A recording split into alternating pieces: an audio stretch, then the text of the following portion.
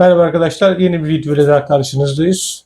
Bu videomuzda sultan papağanı neden tüy döker, sultan papağanı neden uçamaz adlı videomuzu çekeceğiz. Arkadaşlar her zaman olduğu gibi videoya geçmeden önce kanalımıza abone olmayı, videoyu beğenmeyi ve yorum atmayı unutmayalım. İyi seyirler dileriz. Evet arkadaşlar, ilk sorumuz şu: sultan papağanı neden tüy döker? Arkadaşlar her kuşta olduğu gibi sultan papağanları da kesinlikle tüy döker arkadaşlar. Bunun çünkü şöyle düşünün. Tüy dökme süresi dediğimiz bir zaman vardır. Bu mevsimsel geçişlerde kesinlikle olur her hayvanda. Muhabbet kuşu, kanarya, sultan papağanı, bildiğiniz gibi Jaco, bütün hayvanlarda kesinlikle ve kesinlikle tüy dökümü olur arkadaşlar. Bunda korkacak herhangi bir şey yok. Sadece şöyle ekstradan bir tüy dökümü oluyor mu, bu önemli. Hayvanın kendisini yorma gibi, strese girme gibi, veyahut da annesi veyahut da babası varsa veyahut da kendisini stresten dolayı yorma dediğimiz sistem varsa, bununla alakalı bir sıkıntı varsa bizler bunu çözmeye çalışıyoruz. Ama papağanımız eğer tüy döküyorsa buna korkulacak bir şey yok. Öncelikle onu söyleyeyim. Size tavsiyem, eğer hayvanınız tüy döküyorsa, sürekli tüy döküyorsa, evinizin çok sıcak olduğunu size söyleyebilirim. Bundan dolayı genelde tüy dökerler. Eğer ara ara tüy döküyorsa ve bunu gözlemliyorsanız, bunu kesinlikle sıkıntı etmenize gerek yok arkadaşlar. Dediğim gibi çok sürekli tüy döküyorsa bu evinizin sıcak olmasından dolayı kaynaklanabiliyor arkadaşlar. Çünkü dışarısı soğuk olduğunda, eviniz sıcak olduğunda hayvan içerideki havanın değişiminden dolayı otomatik olarak tüy döküyor. Peki tüy döktüğünde neler yapabiliriz? Mesela genel olarak hayvanınıza benim tavsiyem, tüy döken hayvanınız olsun, tüy dökmeyen hayvanınız olsun, kesinlikle duş aldırmanız çok önemli. Yani banyo yaptırmanız. Bunu bir banyoluk vasıtasıyla deneyin. Eğer hayvanınız banyoluğa girmiyorsa bir tepsi, leğen ve minimum bunun içerisine su koyabileceğiniz, hatta lavabonuza dahi hayvanınızı yıkamayı deneyin.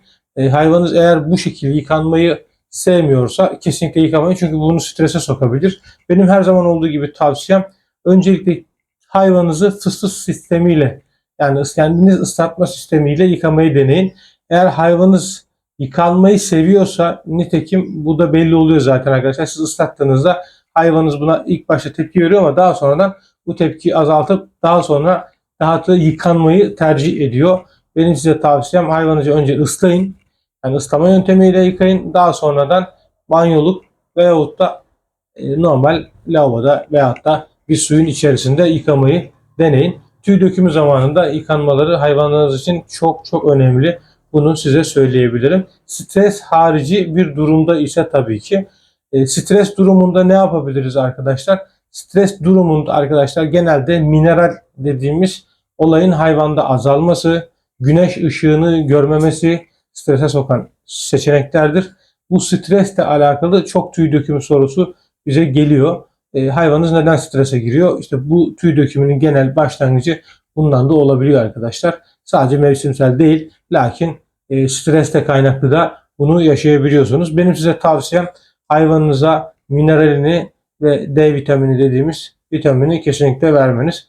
D vitaminini eğer ilaç vasıtasıyla veyahut da normal sebze ve meyveyle veremiyorsanız arkadaşlar, güneş ışığıyla vermenizi tavsiye ederim. Verdiniz. D vitamini haricinde mineral de verdiniz arkadaşlar. Bunun haricinde ne yapabiliriz? Arkadaşlar tüydeyken hayvanınız kesinlikle B vitaminini eksik etmeyin. Bunu ilaç vasıtasıyla veyahut da normal e, meyve ve sebzeyle vermenizi tavsiye ederim. Çünkü bu hayvanların gerekli vitamini almadığında çok çok stres yaşayabiliyorlar. Yani sadece kuru yemle hayvanlar bir ömür geçiremiyor arkadaşlar. Bunları normalde doğadan almaları gerekiyor, her zaman olduğu gibi. Ama siz bunları kafese kapattığınızda, evin içinde tuttuğunuzda bu vitaminleri vermeniz gerekiyor.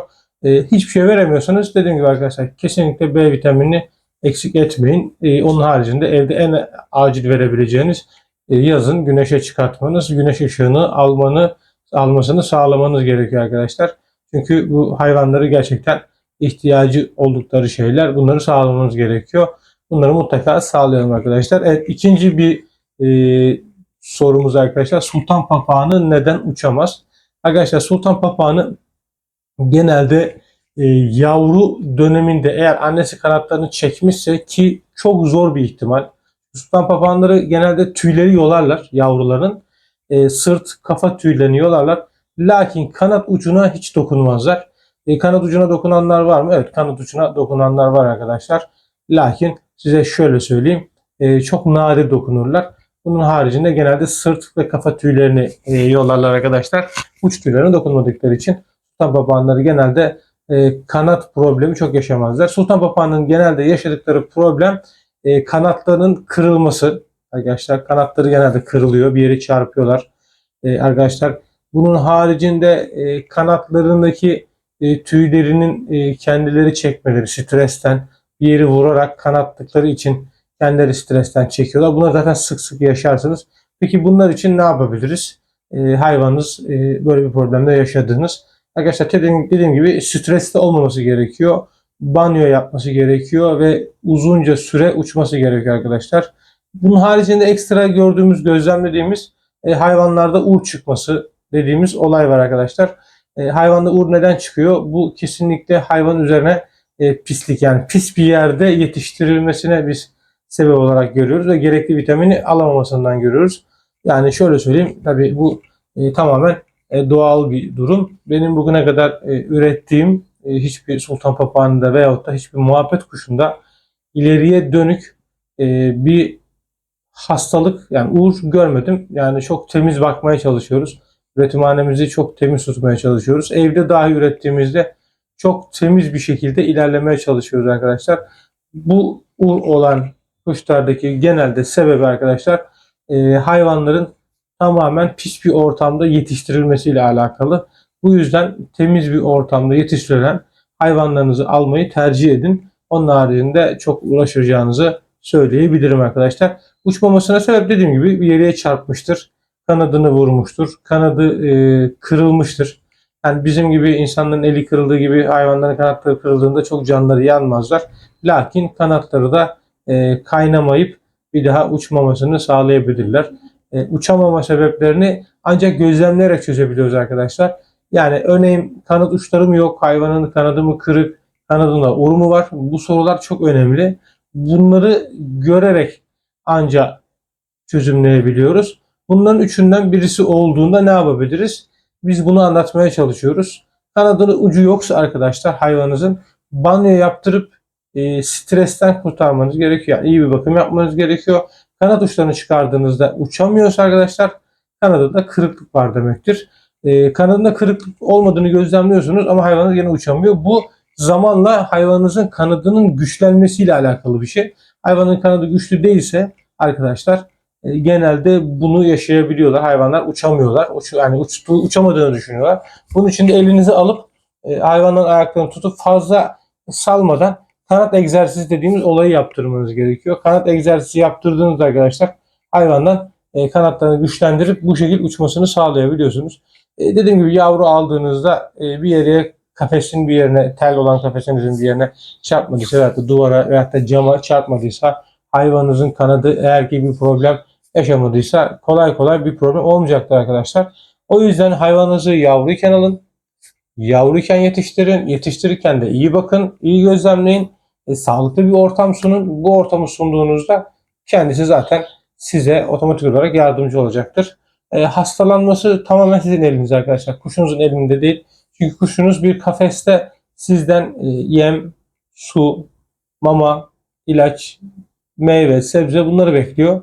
Eğer bunları vermediğinizde hayvanınız hastalanıyor arkadaşlar. Buna şöyle bakmayın. Kendisi yem su verip yaşıyorum. Hayır arkadaşlar. Yani hayvanınız hastalandığında, hayvanınıza bir şey olduğunda emin olun sebebi siz oluyorsunuz. Çünkü tamamen o gerekli vitamini vermediğinizde hayvanlarınız bu eksikten dolayı hastalanabiliyorlar. Tüy ve kanat sıkıntısı bunun en azami durumudur arkadaşlar. O yüzden bunu elinizden geldiği kadar banyo ve güneş ışığıyla atlatmaya çalışın. Çünkü bu ikisi hayvanın gerçekten ihtiyaç duyduğu bir şey.